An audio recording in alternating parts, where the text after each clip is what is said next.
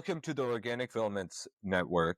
This is your host, Sher Ali Khan. Thank you for joining us today. If you're new here, make sure to like, share, and subscribe so you don't miss any of our upcoming episodes. Before today's encampments and student group bans, before campus protests was framed as a national threat, there was Irvine. In 2010, 11 Muslim students disrupted a speech by Israeli Ambassador Michael Oren at UC Irvine. They were arrested, charged, and convicted in what became a defining post 9/11 moment. As Muslim student associations and students for justice in Palestine are being surveilled and targeted across campuses. Today on Organic Filaments Network, I speak with Shaheen Nasser, then an organizer with the Muslim Student Association and SJP, now a longtime advocate in Muslim and Palestinian communities, about the legacy of Irvine and how it still reverberates in today's crackdowns. I went to school with Shaheen at UC Riverside and wrote about the case in 2011, recognizing it as one of the first public tests of how far the state would go to punish Muslim students for political protest. Shaheen, thank you for joining me today. Before we dive in, how have you been? How was your Ramadan? And Assalamu alaikum, by the way. So can you share a bit? Have you been involved with any of the recent protests and mobilizations around Palestine? And how has everything been on your side? Wa alaikum assalam. Yeah, so Ramadan was okay for me. It was bittersweet. I got to enjoy it here, but at the same time, I was in a state of crisis because knowing that my family's lives were in danger in Gaza, my family had spent, 15 months in a tent in Dir Balah, living in terrible conditions, including one of my cousin's nephews, baby Adam, and they were so relieved that even though their town in the north of Gaza, which has been devastated by Israel's attacks, their home, like I want to say 15 to 10% of their home was destroyed. They were still thrilled to be able to go back to their land and go back to their home, and that they still had at least a majority of their home left, even though Israeli soldiers came in and sabotaged and destroyed, just in a wanton acts of destruction and violence, just destroyed what little they had. Now they've been made refugees again. So that was something that was weighing heavy on my heart and on my mind during this month. I'm sending my solidarity and condolences, and I learned so much from you. To start out, could you tell a bit about your background, your family story, where you grew up, and how that shaped your understanding of the world? Yeah. So typically, whenever I do any public speaking in regards to Palestine, I usually start off by mentioning that most every Palestinian is a living, breathing souvenir of one of the greatest crimes in modern human history. That most of us, we didn't, as I say ironically and jokingly, we didn't come here on the Mayflower. Yeah. Many Palestinians exist here in the United States and in other diaspora communities around the world and in the West because, our colonizers deemed us too racially unfit to share the same land with them. And so we were forcibly expelled, those of us who survived. Every Palestinian family, most Palestinian families that did not willingly immigrate. They were ethnically cleansed out of their ancestral homeland. And so that's part of my legacy. So I guess the resistance, even attempting to live in spite of genocide and ethnic cleansing, is an act of resistance. Yeah. So you could say that, resistance and resisting evil and resisting apartheid and genocide are forged into my blood. So that's, you could say, and a huge part of Palestinian culture is that we refuse to submit to the evil of Israeli apartheid and genocide. So I mean, that's kind of like part of my upbringing. I went to protest even as a kid before I could even understand the politics that were going on. And then, of course, I love the way Mustafa Bayoumi translates this famous question from W.E. Du Bois. كيف تشعر ولديك إحساس أنك مشكلة? How does it feel to be a problem? That ultimately, and this is not just limited to Palestinians, all of us people of color and diaspora and products of settler colonialism, whether, South Asian, East Asian, West Asian, North African, Central African, South American, wherever, that, we didn't pick a fight with white supremacy. White supremacy chose us for exploitation and for mass murder. And so, that politicizes you. You grow up on watching images derogatory and Yeah. incendiary minstrel shows of how brown and Muslim people are portrayed on TV, and it just like sparks this indignation in you. So that's Yeah. kind of how it became about. And then my family is from Gaza, and in 2000, I want to say 2009, right before the Irvine 11 protest, Israel began what I would call, a regular ritual act of racial humiliation, in which they would just bomb this ghetto, this concentration camp known as the Gaza Strip, and Yeah. use weapons that do not differentiate between any military and civilian targets against a, a, a civilian population, which, by the way, under international law, has more of a right to defend itself than Israel has a right to enforce an illegal occupation, an illegal siege, and illegal apartheid measures. But anyways, that's just a little bit of my background. And I would just want to say in 2008, 2009, um, two of my cousins were killed in that first bombing. Yeah. Yeah. And I felt this great sense of duty. I think all of us, and again, not just Palestinians or Arabs, but all people of color and diaspora communities, we have this kind of survivor's guilt that, Yeah. hey, we live in the first world. We're not experiencing, we do experience racism and bigotry and violence, but we kind of feel guilty that we're not facing the brunt of it as our families back home are, whether that's Karachi or Paktia or Mogadishu or Jakarta or wherever. Yeah. Sorry, go ahead, please. So just for people who don't know about your culture, the Palestinian culture, under the circumstances, how do you maintain contact with your family back home? Just growing up, like, would you exchange letters, or did you go visit, or was there any of that? Or, like, how did you keep up to date with the news of what is happening, back home in your So family's homeland? with larger clans like us, like news travels from family to family, like from family member to family member. So I eventually caught it through the grapevine that two of my cousins had perished in 2008, 2009. Now, I don't want to give out, hopefully I'm not giving out too much specifics, because Israel and unfortunately our complicit US government are hell-bent on denying Palestinians the right to exist and Yeah. insist on wiping us out. So I'm even scared to say this, but I've been recently messaging my cousins. I've been keeping up with them for a whole year on WhatsApp. They can get signal whenever they can charge their phones. We've been communicating through WhatsApp. Yeah. I want to go into those formative years of, like, when you were entering UC Riverside. The years following 9/11 were marked by, demonization of Muslims and the rise of tropes like, radicals, those sort of things. How did these narratives affect your growing up, in the US, and your own political sort of development as an individual? Yeah. I felt that it's funny because I forget who it was, I think it might have been Professor Stephen Shai, is that the United States and many Western countries always had this Islamophobic, what's the word? Not ideology, a paradigm of seeing the world as bifurcated between Western enlightened Western civilization and Islamic savagery. Basically, they had this whole civilizing mission discourse that was confined to like think tanks and like government elected officials, that after 9/11 was just let loose onto the world. We're at war with these Muslim savages. And so there's this whole experience of the racial criminalization of not just people of color, but even specifically men of color as these untamable beasts, these existential threats to Western civilization that needs to put down. And this dates back all the way to the times of Jim Crow and chattel slavery, to indigenous genocide. But I feel like it exists. One of the ways it exists and manifests today is in the war on terror and the discourse of that Mhm. Muslim men are guilty until proven innocent, that we are suspect of potentially being agents of political violence. So, like, during that period, especially during 9/11, if you recall, like, a major issue for Muslim Students Association and a lot of the SJP groups was emerging out of the Patriot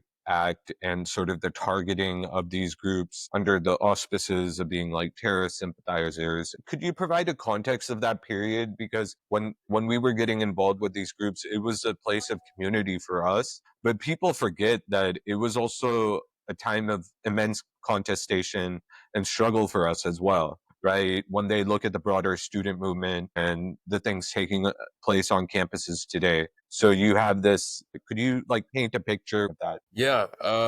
So we were at a time in which I still believe we still live in that time where violence, mass violence against Muslims and brown people throughout the world is socially acceptable to a disgusting and vile and genocidal degree. But I feel at that time in particular, there was a certain social acceptability of anti-Muslim and anti-brown sentiments. And this is, of course, not to limit, or obviously we recognize that anti-blackness has not abated and is intrinsically connected. Fighting anti-blackness is intrinsically connected with freeing Palestine, with anti-Islamophobia, and so on and so forth. But I'm just saying that there was a strange degree of social acceptability for anti-Muslim rhetoric. You know, I remember politicians campaigning on this, like whole entire politicians would have their whole campaign is, I will not elect Muslims. I don't want to even touch a Muslim. I would never even be caught dead in a restaurant with a Muslim. You know, I'm exaggerating a little bit, but you know, it's kind of, that was kind of the idea. So it was a time of hostility and fear, but alhamdulillah, we had each other. I also want to say, man, I really appreciate you. I felt like you were a breath of fresh air, brothers like you on campus. We were very close to our communities, and we were also trying to figure ourselves out, right? And I think university was that first like time period where we were outside of our communities. I just remember even like at Jummah prayers at like Riverside Masjid or like other places, we would be talking about, you know, like how like FBI was trying to entrap these people, like, and I do think like the way we navigated that in a very like positive way. A lot of times I felt like the Muslim community in general, like generally our social life was structured around the masjid on a certain level. And I think like our goal was to be inward, right? And it was, I think it was a unique period of coming together and trying to understand, you know, the context we were in and how to navigate that context, right? I think like, so a little bit about your involvement with like Muslim students and SJP, because I think like SJP at that time period was kind of a new sort of organization on campuses, and it becomes this like very important space for not just Palestinians but Muslims in general. Yes. So I do want to comment a little bit on what you said earlier. I forgot Yeah. to mention this, but I do want to say that one of the ways that we had to experience is structural and institutional white supremacy, and I see Islamophobia as one of the functions of institutional white supremacy, one of the Yeah. manifestations. So we basically, you know, essentially what Islamophobia is colonial racism that in order to justify the wholesale slaughter of people abroad, you know, in the effort to exploit their resources or their labor or steal land or whatever, they also have to dehumanize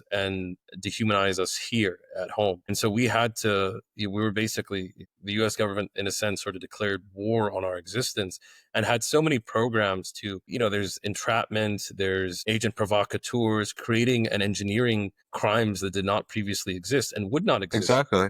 without the, you know, government engineering those. And that basically some of us just putting a brown man behind bars, a Muslim man behind bars, was some of the ways that these agencies and these law enforcement agencies that they collected their paychecks. We were a metric.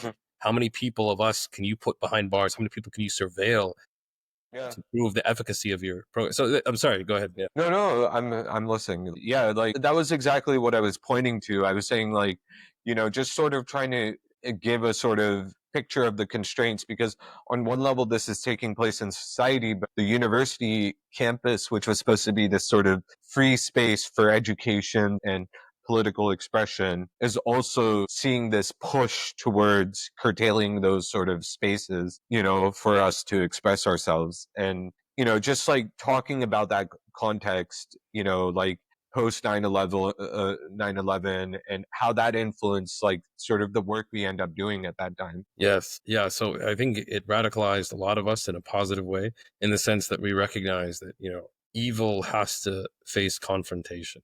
And even coming from our Muslim tradition, we are obligated, mandated by God to confront evil, whether it's against our own community or anybody else in the world. You know, I always like to say that Muslims don't have a choice of cowardice. We are obligated to do the morally just thing every time. And this is Yeah. part of our covenant and relationship with God and how we understand ourselves in the world. And I think I can't think of anything more beautiful or noble. And I think, you know, it's beautiful that the mosque itself that we, you know, Riverside Masjid, was sort of a place of sanctuary and community during these difficult times. And Mhm. also, and just to comment on what you said, we're probably going to touch base on this, but I always talk about the dual nature of the academy and how Yeah. it's also a base of creating intellectual resistance against fascism and oppression and injustice. But it's Yeah. also an instrument of institutional power and state power. And so sometimes the academy can, it's a double-edged sword. Sometimes it's a place where we can organize. Sometimes we have to be very careful because the administrators are by default in favor of whatever oppression we're fighting. So I think like one thing I noticed at the time, because I think what SJP did for us was provide a sort of political education and a confidence in terms of our organizing. Because I remember like when I would go to the meetings, when I saw like people like Tahir or like, you and others, like this confidence that you guys provided us, to be okay, it's okay to be Muslim and say you're Muslim, right? And not be ashamed of that. It's okay to openly support Palestine, Yes. and that sort of confidence was something that SJB provided us. It was a pride in who we were. I would like to explore that a little bit because that space was really unique.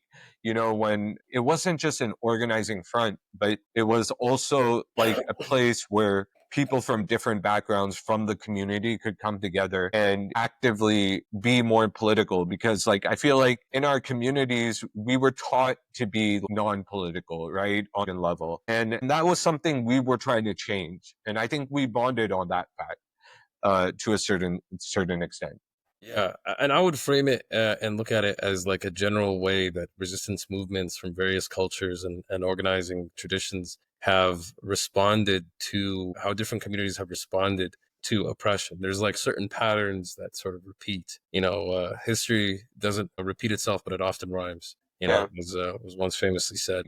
After 9/11, right, and the backlash, the certain state policies get enacted, George Bush actually sweeps the Muslim community and he visits the masjids. The Muslim community actually votes Republican at that time, which is kind of interesting, like when you think at the broader context where we're like, no, we got to take a stand. Sorry, Oh I cut man. you off. No, no, not at all. I feel like you're constantly stimulating the conversation in really interesting ways. So what I would generally say is that we have this patterns, and sometimes people try to respond to oppression by assimilating Yeah. or by adopting the racist or problematic politics of the demographic majority. In Yeah. this case, what our community perceived to be white America. Of course, those demographics are changing. People of color will be the demographic majority by 2050, which in Yeah. my case is my opinion is a really strong and beautiful thing. But yeah, some people just wanted to keep their head lowered, and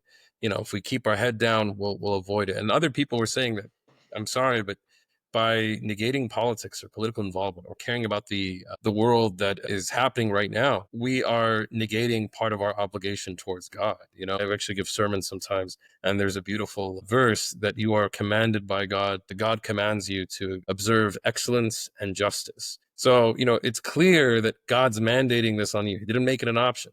But anyways, back in the day, I do want to say that I had the feeling that MSA was a little bit towards political neutrality, that like, hey, we're not really down for this. And it was really upsetting because that dynamic didn't exist in other universities. At UCI, it was the opposite. The No. assimilationist and I want to say the normalizing organization was the secular Palestine organizing space, which was, I Yeah. think, back then sort of a normalizing organization. Of course, things have changed since then. And MSU was the powerhouse in political organizing for just causes, whether it was on behalf of.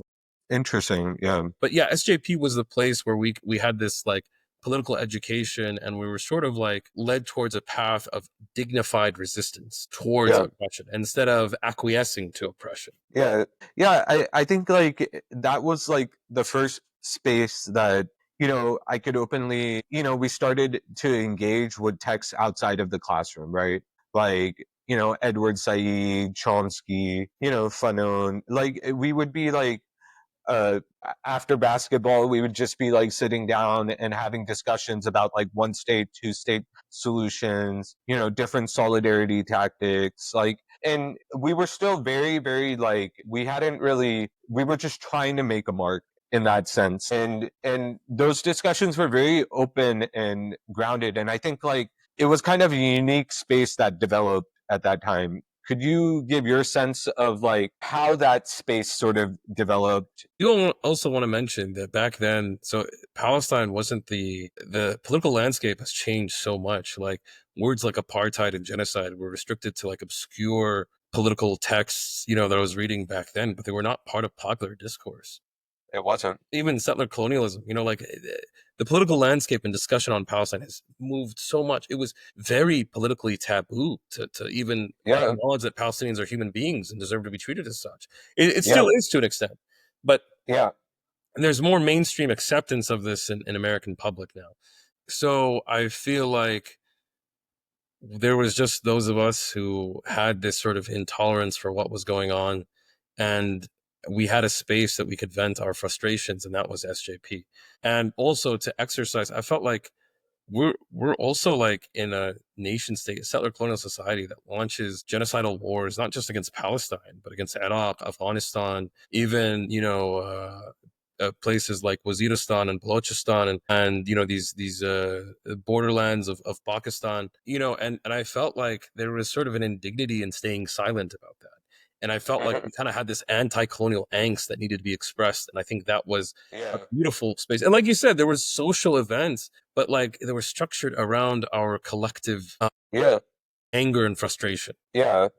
And yeah, it was just an amazing sort of environment that we had created at that time in terms of, and I think like that's what a lot of people forget about the genesis of SJP, right? When was SJP particularly founded at a broader level? Like, do you have an idea or like, That is a good question. What's funny is like, I probably have to look it up, but I want to say it was like in the early 2000s, like right after the launch of the BDS movement. What would happen, Bazian, I think. It was a huge learning period for us. Like, how do we connect with like different groups on campuses, right? And how do we make ourselves accessible to the wider campus body? It wasn't just about doing actions, but it was also how do we connect with other organizations as well, build coalitions and those sort of things. And I think it was a really unique, that was also another unique challenge we were having at that time period. So there's two very important theories that it's not just theories, they're not just theoretical knowledge, but praxis, the revolutionary praxis, taking theory and applying it to the real world. And those are two things: converging systems of oppression and intersectionality. The reality is all the noble struggles of this world, whether they are in defense of women against misogynist violence, whether they are in defense of working class families against capitalism and classism, and so on and so forth. Whether it is against the evil Indian occupation of Kashmir, or the Burmese junta that is, genociding Rohingya brothers and sisters, or China's attempts to oppress people in East Turkestan or Sudan, and I could keep going. But the idea is all our struggles are interlinked. So it's not coincidental, for example, that Israel and the United States were the means by which apartheid South Africa had nuclear weapons to deter other African nations from intervening in this white supremacist project. There's so many natural, organic connections between communities of color that are suffering, whether they're African American, Latinx, East Asian, Pacific Islander, indigenous, that we have these that we don't want a transactional relationship. I'll scratch your back if you scratch mine. No, an attack against Black students is an attack on us. An attack against indigenous communities is an attack on us, and vice versa. We have to have each other's back, and this is inshallah, the movement that will lead us to success and liberation worldwide. And there's so many ahadith, and even from our Islamic tradition, that says, the Muslim, the ummah is as if it's one body, that if you hurt one part of that body, the entire body experiences the sensation. And that if you see something unjust, that you have a moral obligation to correct it with your hands, and speak out against it. And if you can't do that, hate it in your heart. But that is the weakest expression of faith. So that's kind of my 2 cents on that. No, yeah, absolutely. And I remember you speaking exactly like this back in the day. Like, it's a little bit more polished now, but you were trying to articulate it in this way back then. And we would have these literal discussions about these sort of strategies. Sorry, I do want to mention one beautiful connection that I love talking about. And that's it was the famed dissident intellectual, Pakistani dissident intellectual and intellect Iqbal Ahmed, who put Edward Said on game, bro. Edward Said back in the day was just an intellectual who dug Yeah. European literature. It was Iqbal Ahmed that radicalized him and turned him into the anti-colonial titan that we know Yeah. today. Beautiful intersection. Absolutely. So around that time, did you notice any shift in how freely you could speak or organize on campus, especially around Palestine, Islam, and U.S. foreign policy? And was the space of dissent beginning to narrow before the future crackdown would take place or the arrest would take place? Absolutely. So it's very interesting. What I noticed, and what I would even say about the present moment, and we'll probably touch on this later, but what I do want to mention is that when societies become more repressive of freedom of speech in regards to specific movements, that means that those movements are winning. That means that we are on the brink of success and victory at the expense of whatever evil administration or system is denying us the right to freedom of expression. Yeah. And I saw that basically over decades, as many resistance movements and liberation movements do, they gain momentum, they grow stronger, they gain more of a presence Yeah. of power, and they're recognized by power. With these, I would say that, attempts to silence us are recognitions of how much of a threat we are to the status quo and Yeah. how effective our protest is. And so are you talking specifically Irvine 11, or are we talking of just general? I'm talking about the universities in Southern California at the time and UC Riverside, where you were primarily based, and then going into other campuses. Uh, what was there? Are you noticing anything change on the ground at that time period? Yes. I mean, we always noticed a heavy-handed approach. We sort of always anticipated some sort of racist act of discrimination on behalf of the university, and that we noticed that there was this interesting discourse. I say this, I connect Zionism and white supremacy together, and I see them as both supremacist ideologies. And they sort of adopted this like contemporary language of victimhood. They've appropriated the language of resistance. So if you Mhm. challenge apartheid or white supremacy or racism, you're the Mhm. real racist because you're denying the racist the ability to be racist. And Yeah. somehow you're the bad guy because of that. So there's like weird Orwellian doublespeak and mental gymnastics that are being done. And so we noticed that there was this language by the university that was done to delegitimize anything that we did in defense of human rights. That somehow human rights were invalid and the feelings of racists were more valid and more important. Yeah.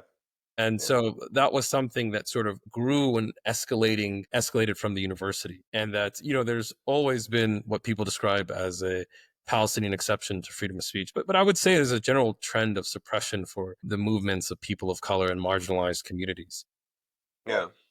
But yeah, Palestine was given a special exception, and we grew up in a weird time of like I don't even call it digital or media violence. Jack Shaheen, Real Bad Arabs author and filmmaker, basically said that 95% of depictions of Muslims and Arabs, particularly Palestinians, were overwhelmingly negative and dehumanizing. Yeah. We were still the bad guys in other films, but at least we were treated as human beings. So yeah, man, it was escalating time of narrowing the realm of freedom of speech in defense Mhm. of Israeli apartheid and U.S. complicity for Israeli apartheid and genocide and ethnic cleansing. So now let's transition into Operation Cast Lead in 2008, 2009. It was a major turning point for our activism on campus. And internally, I remember so many of our close Palestinian friends, were impacted by that moment. Can you give a little bit of a context about that and how that changed our approach to activism? Yes. So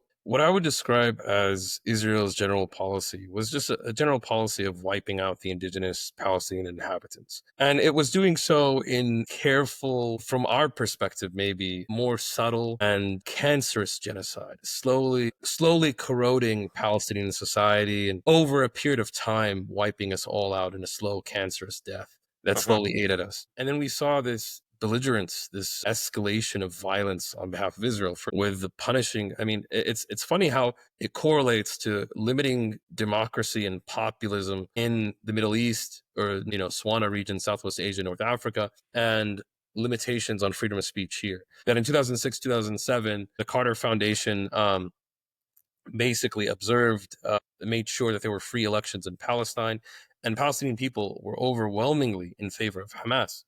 they democratically elected into power. And I want to say that there's even this political mythology, this like Hamas has become a racial boogeyman, but in reality, who are Israel and the United States, the major proponents of political violence in the world, to call this a terrorist organization? Yeah. So, anyways, basically, as punishment for electing a government that would not capitulate towards Israeli settler colonialism, they started a genocidal and starvation and limiting food supplies as a tactic in 2007, 2006, 2007, and then as I mentioned, as part of this escalation, Israel would begin bombing one of the most densely populated civilian areas in the world, essentially a giant concentration camp, killing, I think, roughly 1,400 people.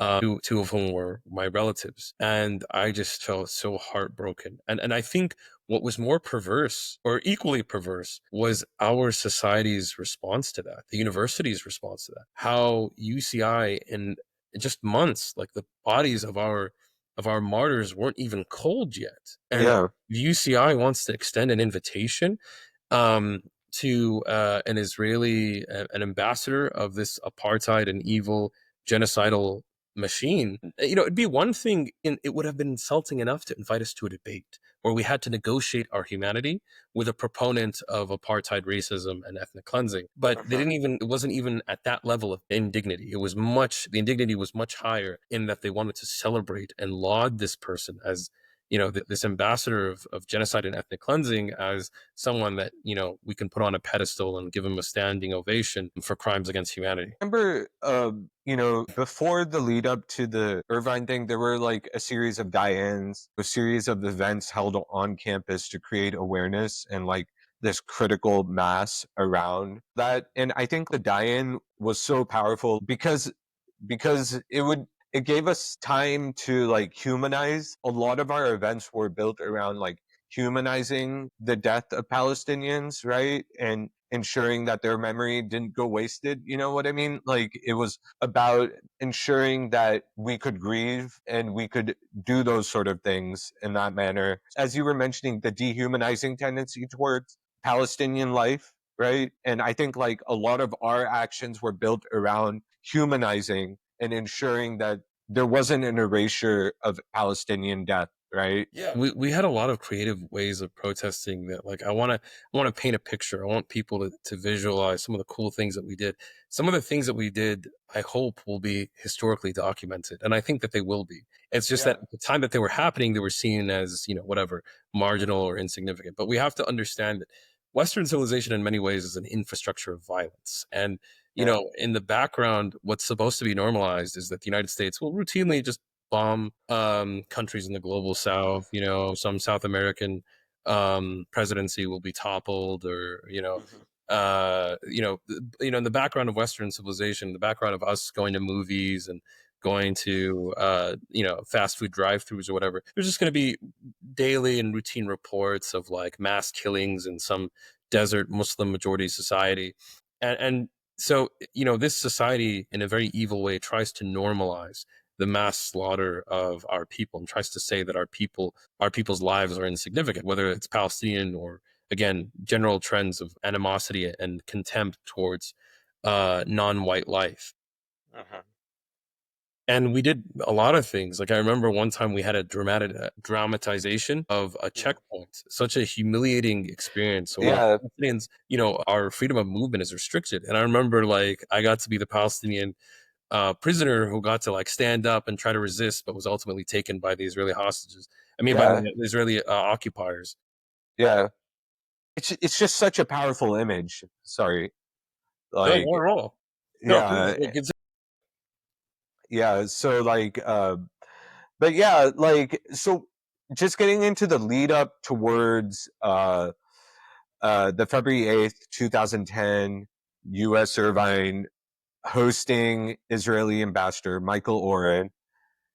What led you guys to the decision that you had to organize for this, and what was the sort of discussion that took place, or like what was the plan going into that? Like, because I do feel like it was a huge pivotal moment in organizing on campuses at that time period. I credit a lot of the original like planning and organizing to UCI MSU. Actually, so I want to be clear, members of UCI MSU. So Yeah. members of UCI MSU were some of the lead organizers for that. We were just invited to participate.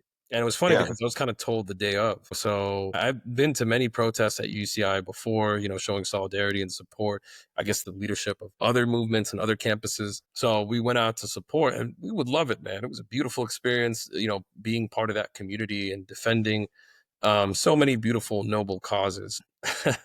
Halfway, I remember on the 91 West, halfway, while we're passing that hill in Yorba Linda, that little mountain, Lahada turns back to me and says, like, hey, just to let you know, in anticipation of racist discrimination. He said, like, just so you know, we might get arrested. But my response was, hell yeah, I'm down. Because, Yeah.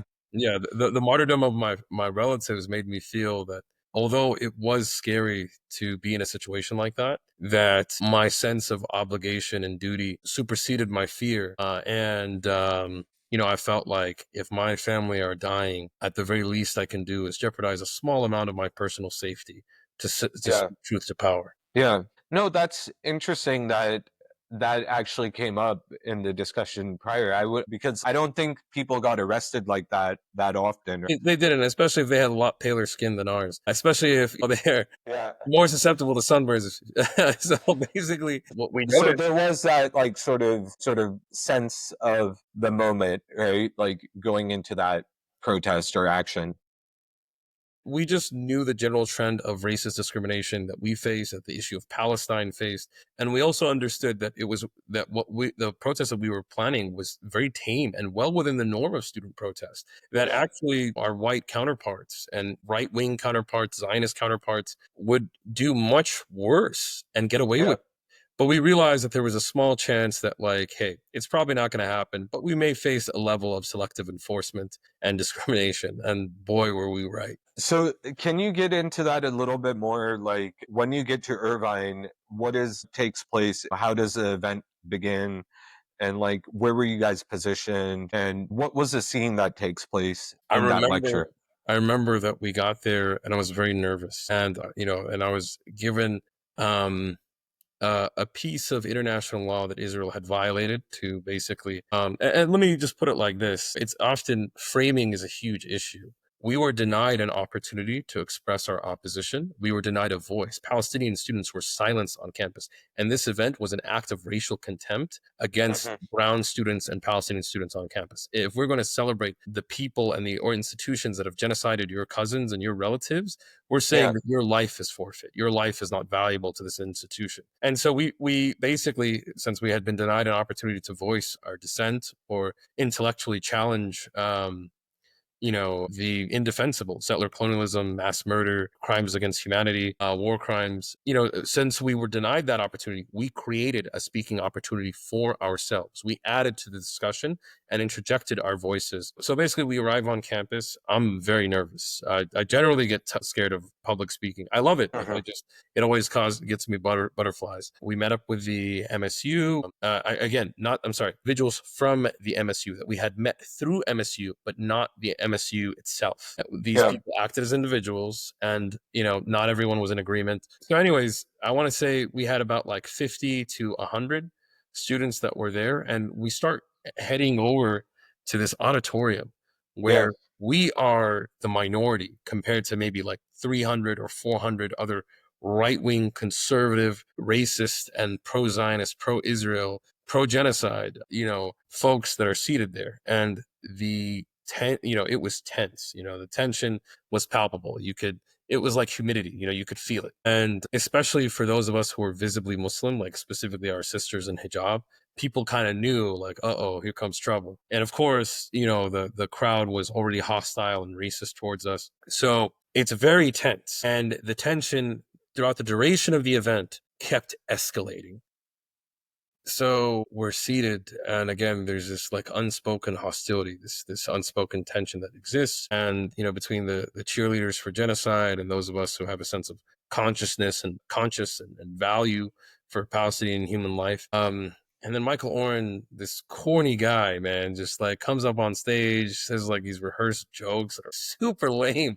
The whole speech was corny, bro. And then Oh, so you guys actually listened to the whole speech? No. We again, since we had been denied an opportunity to have our voices heard, we interjected what I believe was a much more intellectually stimulating part of the conversation. So I want to say maybe 10 or 15 minutes in, I forget exactly, but Osama Shabaik says, in anticipation of this sort of like this reverse accusation that somehow we affected his freedom of speech, which was absolutely ridiculous. Violations of freedom of speech don't happen when you interrupt someone in a conversation. Otherwise, everyone else could be liable and taken to prison. Yeah. Violations of free speech are when powerful institutions render very strong punishments for those who dare to speak out, as which was done to us. So anyways, he gets up and he says, hey, Michael Oren, Mike propagating murder is not an expression of free speech. And our side of the audience just thundered with applause. And then typically what was typical of these type of protests, because it had happened to us as well,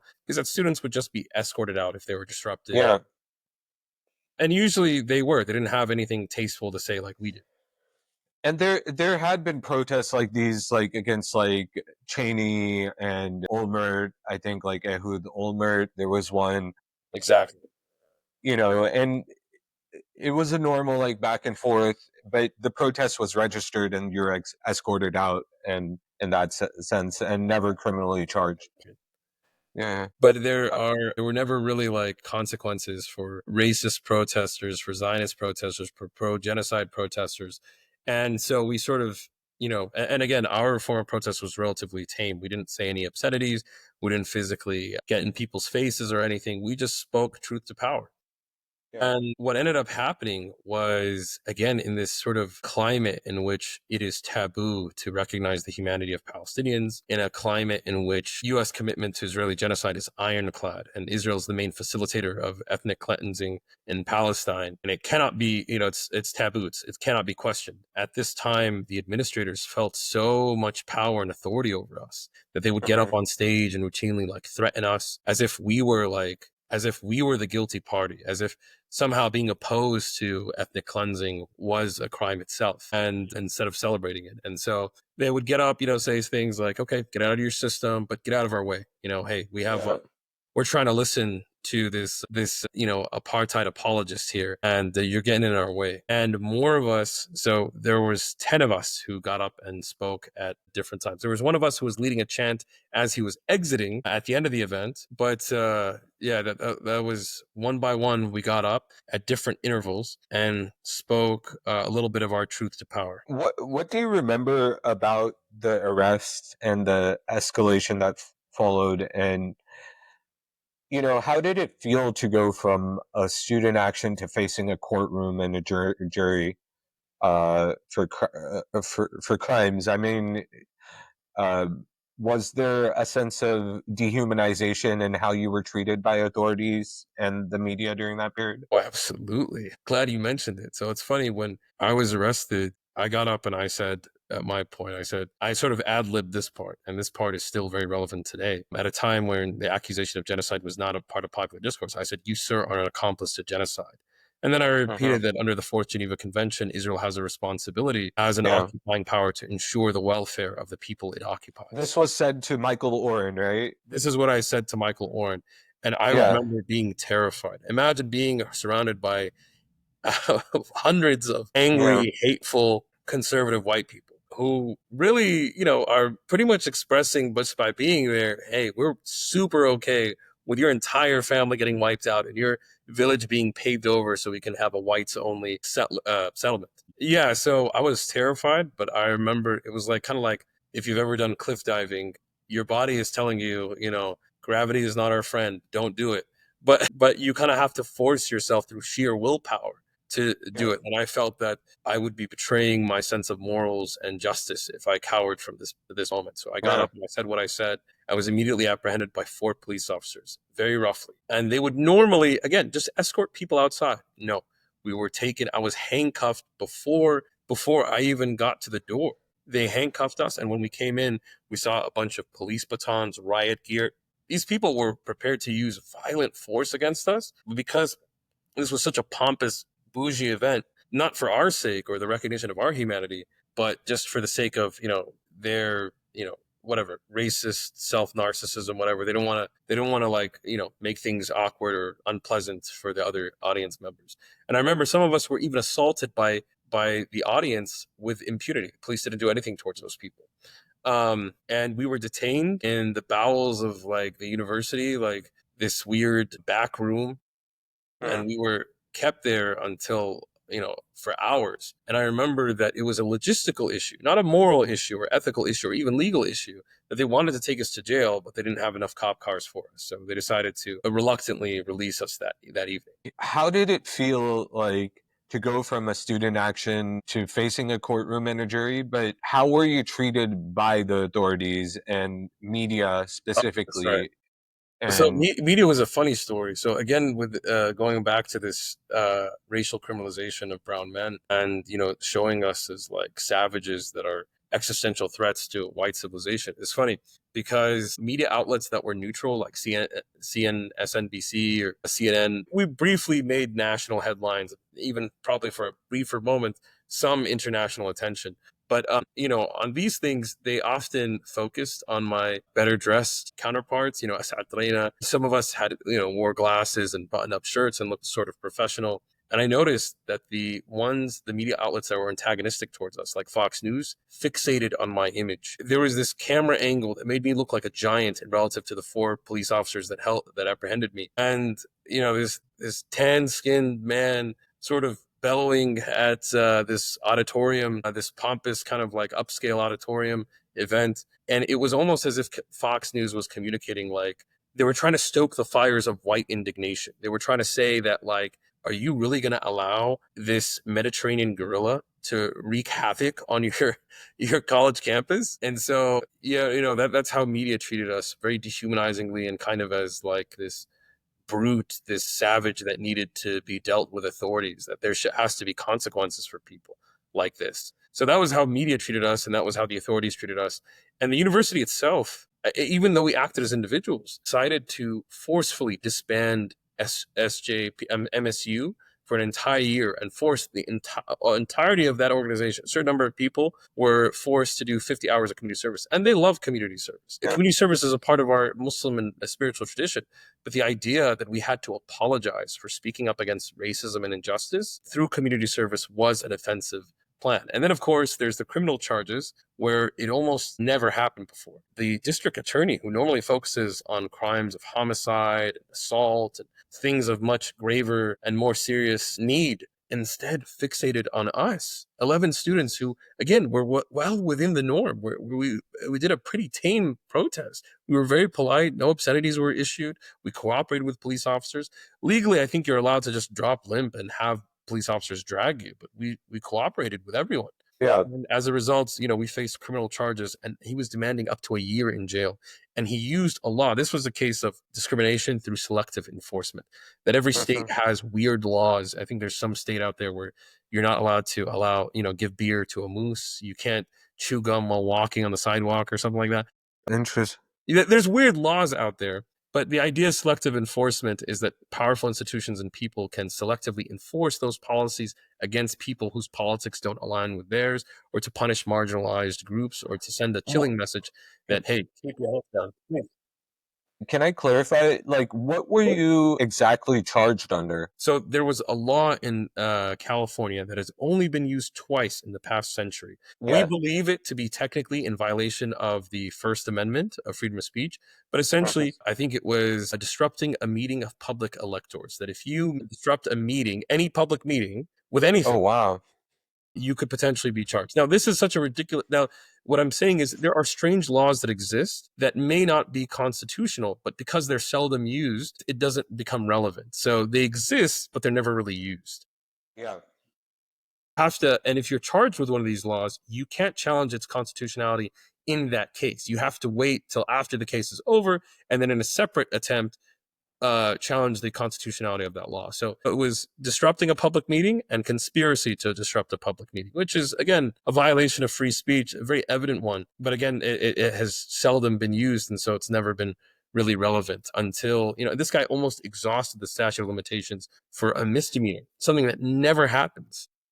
Wow. So clearly, this was a person Tony Rackauckus was a district attorney. He's appointed. He's not appointed to his position. He's elected into office, and he was trying to score some cheap political points with racist voters by really disproportionately punishing us students. And honestly, it felt very violating. It felt made you feel very vulnerable. And it didn't deter us in what we did, but it just made you feel sad that you live in a world where speaking out against the murder of children. What was the impact on you guys, the whole case? Did it impact how you could like get work or those sort of things? Was there any like material impact in that sense in how you were treated? Honestly, despite their best attempts, our community has like amazingly Yeah, gotten behind us, and in a way of saying, you'd think that sometimes vulnerable communities fold in the face of intimidation or yeah, fold in attempts to intimidate them,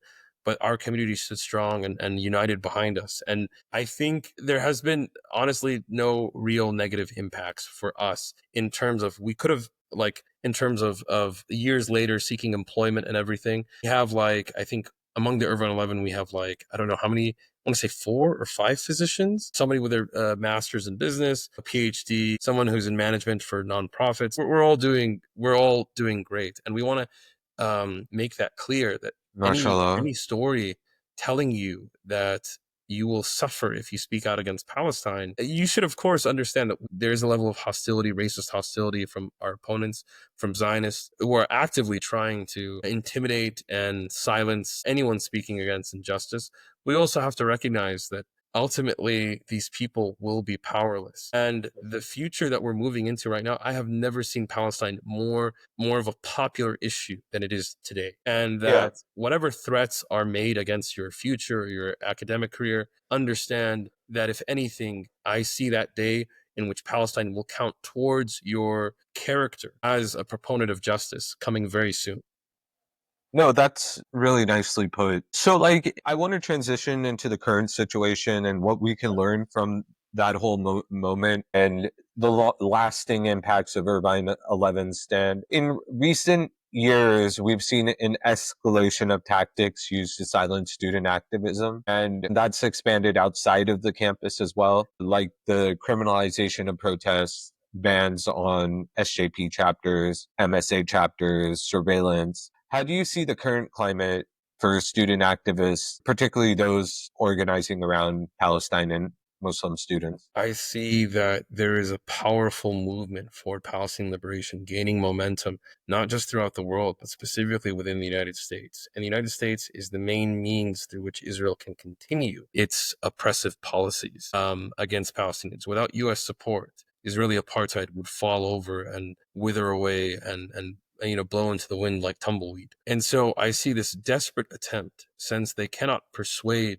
people in a nation that claims to stand for democracy, liberty, justice, and freedom to forfeit their ideals, that since they Yeah. cannot convince people through the power of persuasion to support genocide and abandon people experiencing genocide, what they're trying to do is coerce people and use fear as a silencing tactic, and it is not working. People are more vocal now than they have ever been.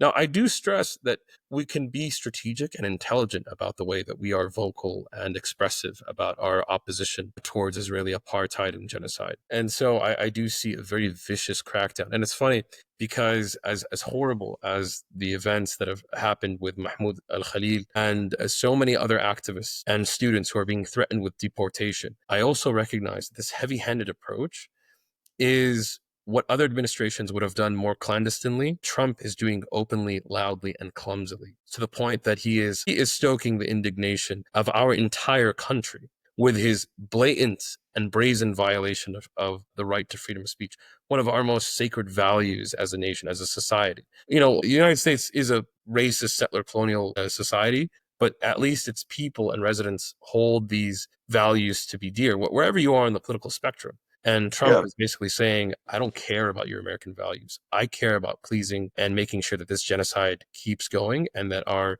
Israeli counterparts are happy with me. And I think another parallel from the Irvine 11 experience was not just the media response and those things. But, the use of the exception becoming the rule, using an obscure law to prosecute someone or target pro-Palestinian organizers or activists or people who raise their voice against Israeli genocide, right? How has that played out? We see these like exceptions becoming the rule of the state and the administrations. Well, yeah, it's a disturbing phenomena that's like gaining more and more prevalence. But one thing I do want to mention is it's ironic, but as hard as they come down on us, the more they amplify our voice. I remember my accusation of you, sir, an accomplice to genocide echoing throughout different news stations. My voice would have ended in that auditorium had it not been for the DA's stupid and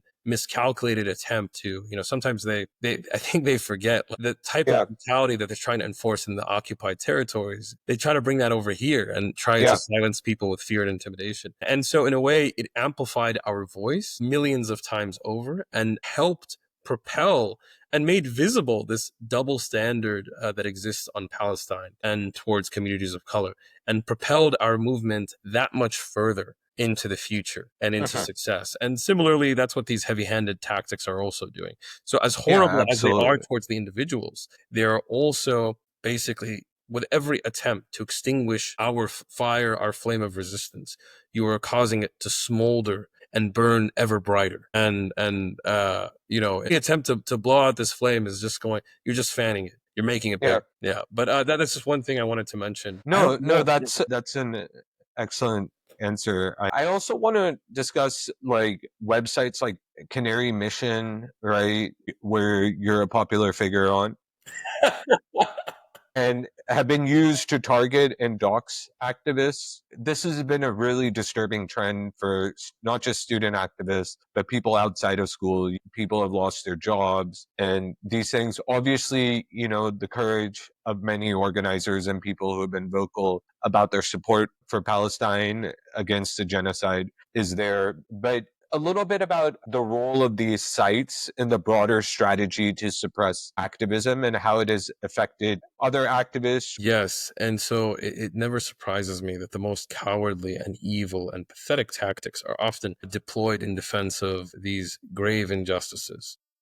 Yeah, And, I just feel that there's a certain level of like racial entitlement, this contempt for us that kind of like takes you back to like plantation slave owners, like I can't imagine this level of white and racist entitlement that you feel that like, oh, well, if these brown people are going to get out of hand, we're going to destroy their whole lives. It's incredible. And yeah, and what was done with Black Panther activists in the 60s or the McCarthy era, where they would brand you and they would try to like silence your voice through these sort of techniques. exactly. And I take it also as a badge of honor that these pathetic and vile forces recognize me as so much of a threat. But I will say it is also violating. I'm not going to glamorize it and say that it is bad. And there are people who have lost their jobs, unfortunately. And I Yeah, hope that this movement will achieve victory soon in the coming years, in the sense that we will reverse this position. One of my favorite quotes about this topic is, "I wish to humiliate all those that would make us slaves." There are yeah, people out there that are attempting so desperately to hurt us for speaking truth and justice that I cannot wait for the day that our roles reverse. And another thing that we can do as a community is be on the offensive. There are people out there who don't want to be recognized for their support for Israeli genocide, but yeah. do support Israeli genocide, and they are very cowardly in nature. So that when you show a little bit of light on who they are and how they're supporting these things, I think we also need to put a magnifying glass on those folks as well and start identifying people who are supporting crimes against humanity and encouraging the doxing of students, encouraging deportations, collaborating with racist policies, and basically doing harm to vulnerable communities. I think these people need to be exposed, and I think we need to be a little bit on the offensive and recognize these people. But I also want to wish for my comrades, my brothers, my sisters, my friends and allies, accomplices. I wish you all the perseverance and strength during these difficult times, in which Yeah. speaking truth to power is criminalized and penalized and Yeah. punishable in this society. Yeah, yeah, and that's why it's important to have like open discussions about these sort of tactics that are taking place. And I think another thing I wrote about last year was about the redefinition or reinterpretation of the anti-Semitism to silence criticism against Israel, and even the banning of pro-Palestinian slogans like "from the river to the sea" on various campuses. And how do you see these developments? And can you give some insight about what impact they have on freedom of speech and this effort to criminalize Palestinian grief and Palestinian solidarity with Palestinians, the Palestinian cause? Yeah, it reminds me of a very brief anecdote where the leader and founder of the PFLP, one of the main liberation organizations for Palestine, Jabhat Sha'biya, the Palestinian Communist Party, how he and his family were forced on a death march. And when his sister died on that death march, they were forced into an area where they were under curfew, and he was not even allowed the dignity of burying his sister. So he had to wait until the dead of night to create a grave dig up a grave with his bare hands till his Yeah. fingernails bled, and how there's a long history of silencing Palestinian grief, mourning. Yes. So there's this sort of like, again, mental gymnastics in which the voice of racism, white supremacy, Zionism, whatever it is, has appropriated the language of resistance and assumed victimhood at our hands. And so it's funny, we live in interesting times in which hypothetical or theoretical violence against a particular white community is somehow seen as more important than actual and ongoing violence, like actual death counts, actual corpses, actual body counts, actual severed limbs of our community, and how it's sort of establishing a hierarchy of value of life in which Palestinian lives are never valuable and of never any worthy of any defense at all. And that somehow Israeli lives are always infinitely more valuable and always need to take precedent and priority. And how the selective even interpretation of Semitism, that I am a Semite by definition. You read the works of evil and disgusting anti-Semites who I liken and imagine to be in league with Zionists, having both supremacist ideologies. I am the Semitic definition, bro. I'm so Semitic it hurts, But basically, there's this sort of rebranding of that. If you challenge racism, you're the real racist. If you question apartheid, you're the actual racist. If you challenge genocide, you're the racist because you hurt the racist's feelings. And it's this really whiny and pathetic discourse that's really grotesque. But I will say, if you want to see how anti-Semitism, half of our comrades are Jewish brothers and sisters. There are people who are risking their role in their own communities, exile from their own communities, because they feel it at the defense of Palestinian lives as an accurate expression of Jewish morals. And when those people are met with police violence, that is institutional anti-Semitism. So it's ironic and very interesting times that we live in, that while actual police violence is met upon Jewish lives and non-Jewish lives in defense of Palestinian life, that the focus on anti-Semitism is restricted to, as you said, from the river to the sea. Slogans and symbols of beautiful resistance have been rendered profane. Yeah. And yeah, I think that's very well said. With this increasing criminalization of Palestinian solidarity and student activism, what strategies do you think are necessary for not just organizers, but people uh, people in solidarity with the movement to navigate these challenges? And how can different communities, whether it's Muslim, Palestinian, Black, Latinx, and others, build stronger coalitions and work together to resist growing crackdown? I think that this is now a time for further solidarity, that now is the time, if you've ever been afraid to speak out, now is the time to do so. You cannot, as Howard Zinn said it, you cannot stay neutral on a moving train. And the more of us speak out, the harder it is to enforce these policies on all of us. So you will make it logistically impossible to enforce a crackdown. So the other thing is, I do want to mention, like the way Malcolm X has said it, we do not need, our community is sufficient enough for our own liberation. We don't need outside support. However, it does help.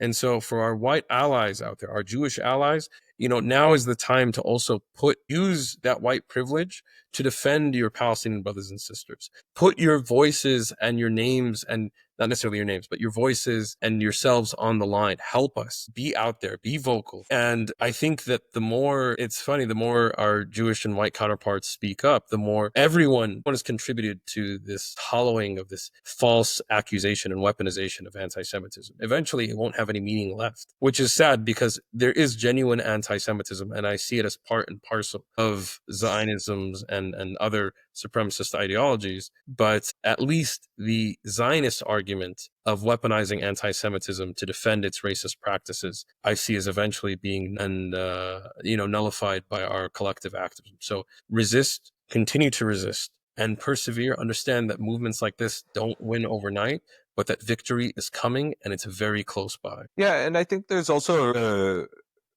recognition of, amongst different movements that this is a shared struggle, because once you target one community under this basis, then it can expand into other communities, right, as well, right? So there is a need to build stronger coalitions, and I think there have been strong coalitions compared to when we were in school.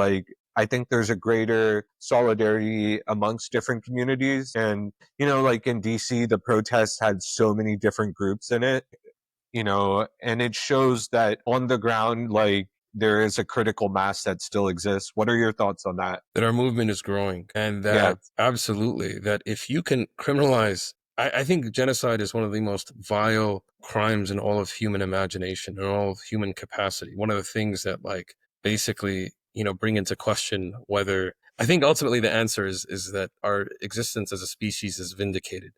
But genocide is one of those things that calls the value of our Yeah, species into question. What I would say, that's very well put.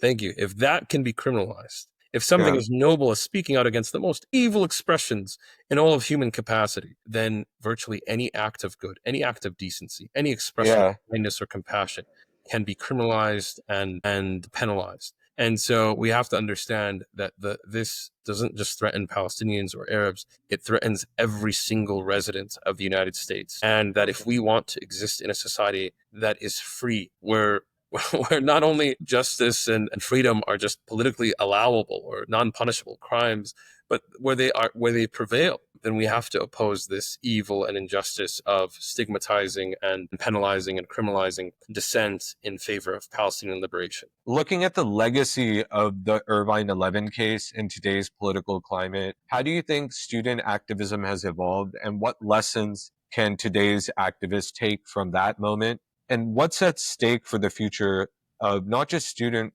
mobilization, but just broader solidarity movements? Palestine is also in addition to an actual physical place, it's also a symbol of a place where many people who are, it's the most recent battleground for the age-old conflict between the colonizer and the colonized, between the oppressed and the oppressor. And many people and groups identify with Palestinians in their struggles. We Yes. suffer similar wounds, and so their solidarity is our organic brotherhood and sisterhood and community. And so we've adapted, we've grown, we've witnessed the injustices. We're dynamic. We're evolving to anticipate the violences that the institutions have hurled at us in the past. So students are aware that they could be doxxed. And so sometimes they practice some sort of level of anonymity with masks. Students are aware that their universities could come after them. So they organize outside of their student organizations, and that the university can discriminate against them. Yeah. So I feel like we've adapted to anticipating greater and greater discrimination, and that this will likely be the course until victory. Yeah. And I think that, but I want people to know that this movement is growing, and justice in Palestine is inevitable. It's just a matter of how and when and whether we will have the honor of contributing to it.